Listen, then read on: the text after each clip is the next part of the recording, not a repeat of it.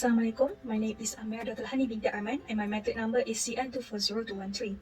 Today I will be presenting for our technical proposals and improvements. For our first point, there is one practical solution by using the land that is already owned by the client and hire a professional contractor to build the house.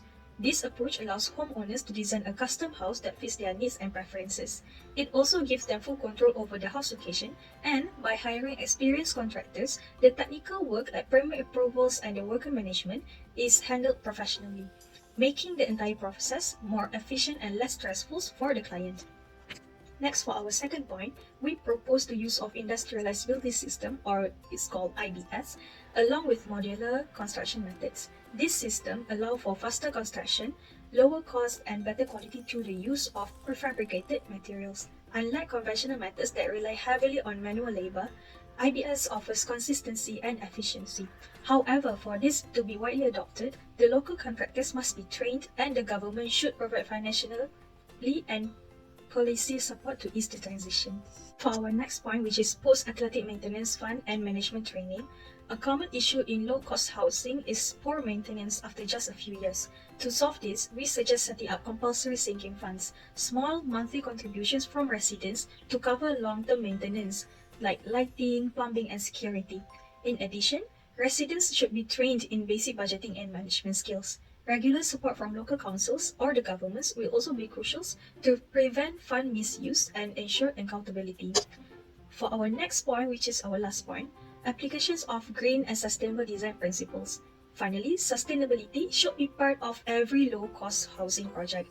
Energy-efficient homes that use passive cooling, solar panels, and rainwater harvesting can help reduce utility bills and improve living comfort. By designing house with natural lighting and proper ventilation, we improve health and reduce long-term cost. With the help of subsidies or green tech partnerships, this can be made affordable even for low-income families. That's all from me. I will be passing the next. Assalamualaikum, my name is Ardina binti Kamal, my metric number CA240440. I will present my part, which is sustainable materials analysis and regulatory. The use of sustainable building materials in low-cost housing is essential to ensure long-term affordability, environmental responsibility, and better health outcomes for occupants. Malaysia's tropical climate, rapid urbanization, and the socio-economic vulnerabilities of B40 population call for materials that are cost-effective, durable, energy-efficient, and locally available. The integration of sustainable alternatives must also comply with existing national construction codes and environmental regulation to ensure safety and feasibility. Existing material using in a low-cost housing, most low-cost housing units in Malaysia, especially those under PPR and Rumah Web, which is reinforced concrete frames, clay bricks, cement-based finishes, stainless steel roofing, basic PVC plumbing and wiring. These materials are economical and well established, which is high embodied energy, poor thermal performance, long-term environmental impact, vulnerability to poor workmanship during fast-track construction.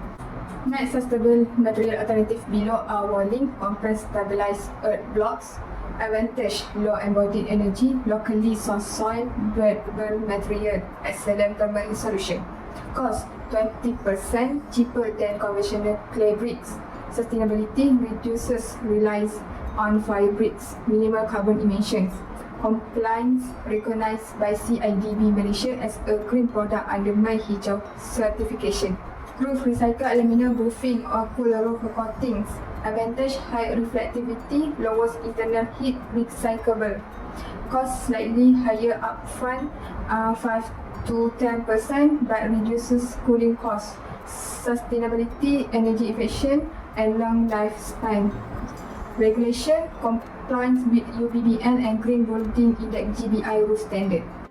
Hi, my name is Devasan Lakitiagarajan and my matrix number is CN240409. Now we will be continuing sustainable materials analysis and regularity. Insulation, we will be using coconut fiber panels or rock wool. Advantages: renewable material, abundant in Malaysia, low thermal conductivity.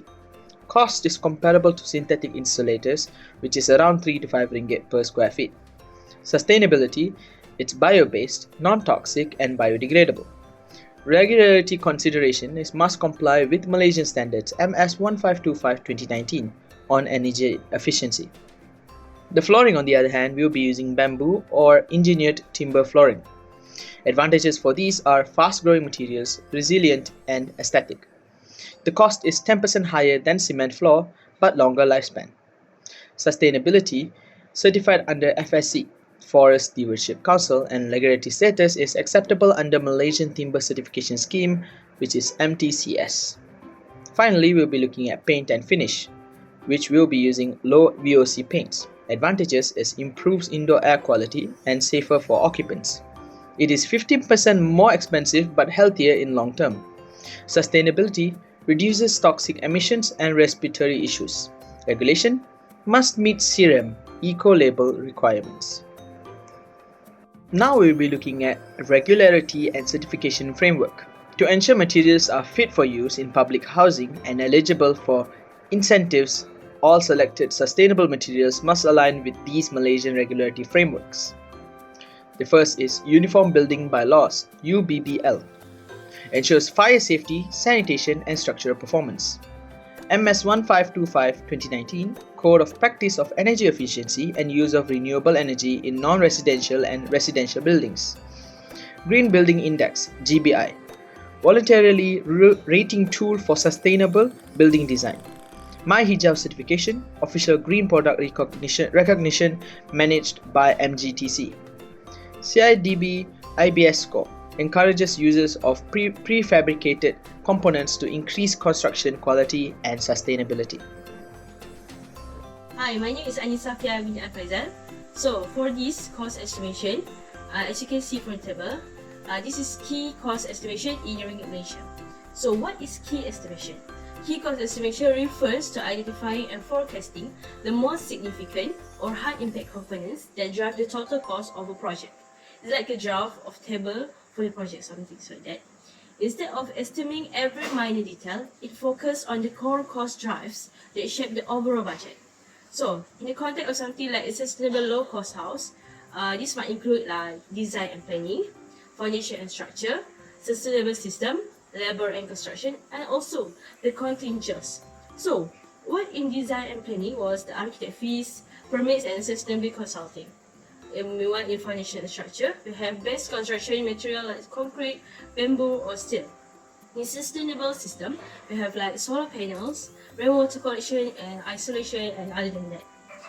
For labor and construction, we have wages for skills, workers and room builder, and also for contingencies, a buffer for unexpected costs or price fluctuations.